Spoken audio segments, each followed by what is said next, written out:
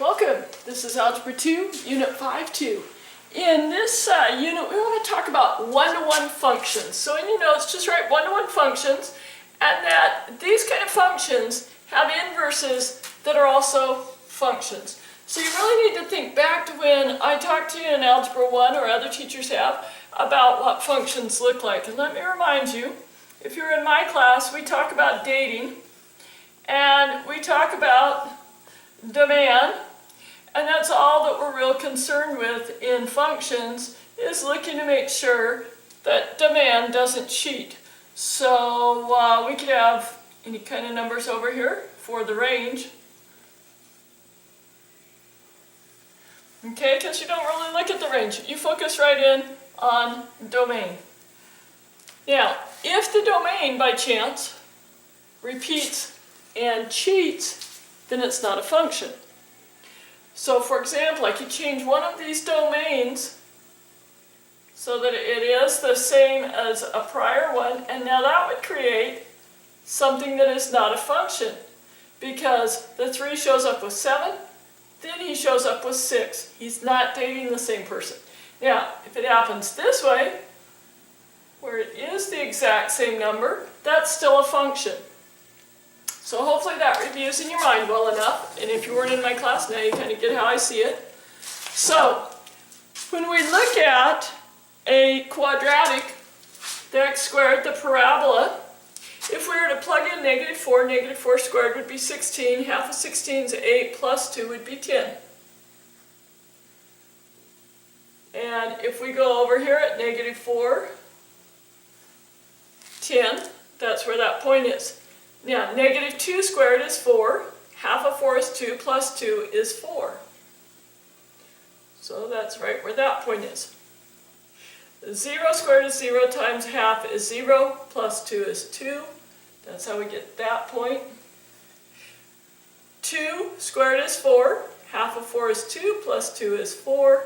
We're right back with the reflection of the previous ones. Okay, so now you know from our last lesson, an inverse should have the opposite, should be flipped around. Also, you can get the inverse by looking at what you do first when you plugged in and doing the inverse order of operations, which creates x minus 2 divided by 0.5 underneath the radical. Now, when we divide by a half, we skip, flip, and multiply, so it becomes 2x minus 4 under the radical. So now when we plug in 10, if that is the inverse, we should get -4. So let's see how this works. We have 20 minus 4 is 16. Radical 16 would give us 4, not -4. So we have a problem right here. Okay, so over here we get the 4, but we don't get it here. If we plug in 4 times 2 is 8, minus 4 is 4, square root of 4 is 2, so we get the 2 here, but we don't get -2. And if we plug in 2, 2 times 2 is 4, minus 4 is 0, we get 0. So our only problem is we aren't getting the negative. You might be saying, yeah, but isn't it a plus or minus? No, because we're not solving for the x, we're plugging into the x. Here's the other thing that is occurring, is if we draw this inverse function, we would come straight across that line. Remember, it's a fold line, so we go straight, exact distance that these are. This one is 1, 2, 3, 1, 2, 3, 2, 4, 5.5.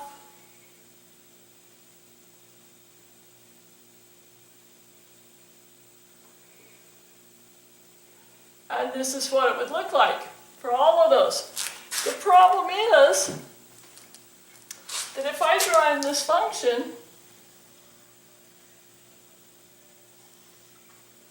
that's not a function. this shows that it's not a function. If you look back here, 10 would be with -4, and 10 would be with +4. That's why the vertical line test fails, is because you've got 10 cheating.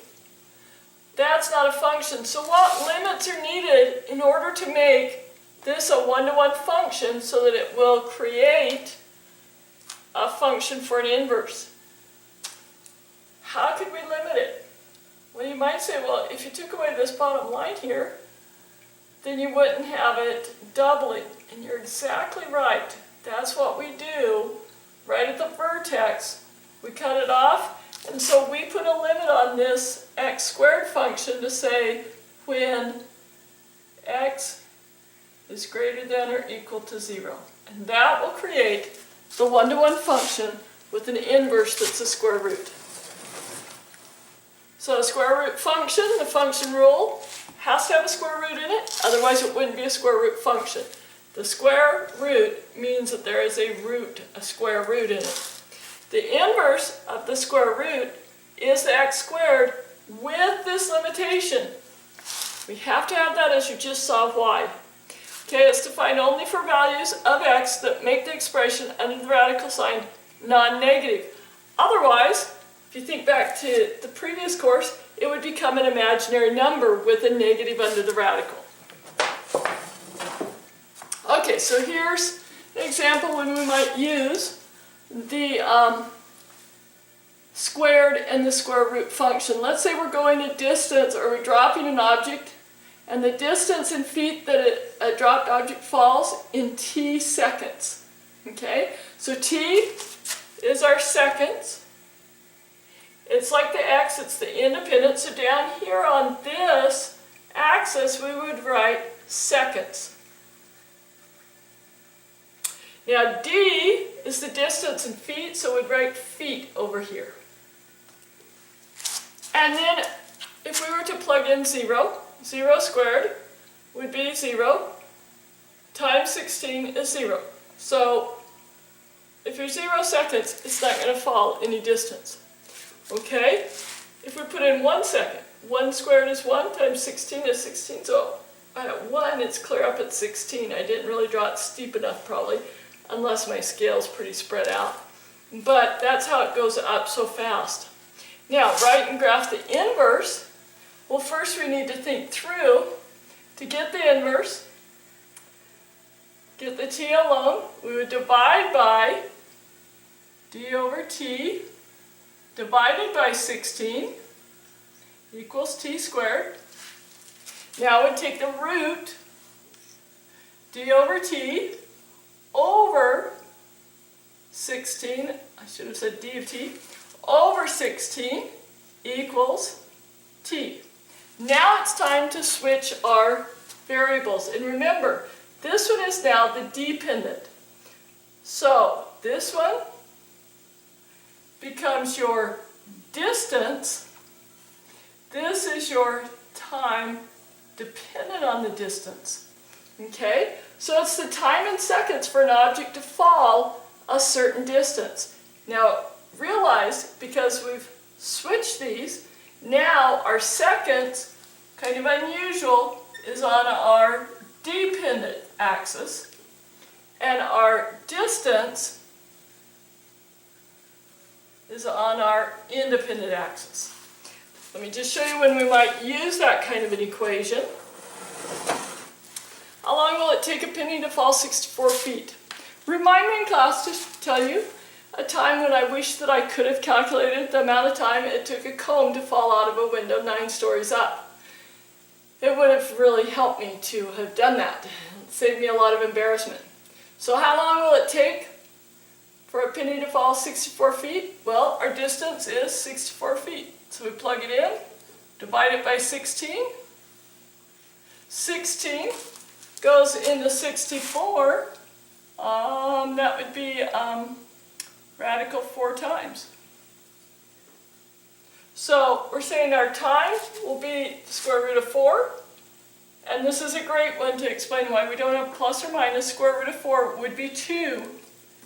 Because time is going to be just a positive amount. So 2 seconds. I hope that helps you understand how we kind of use inverses with squares and square roots.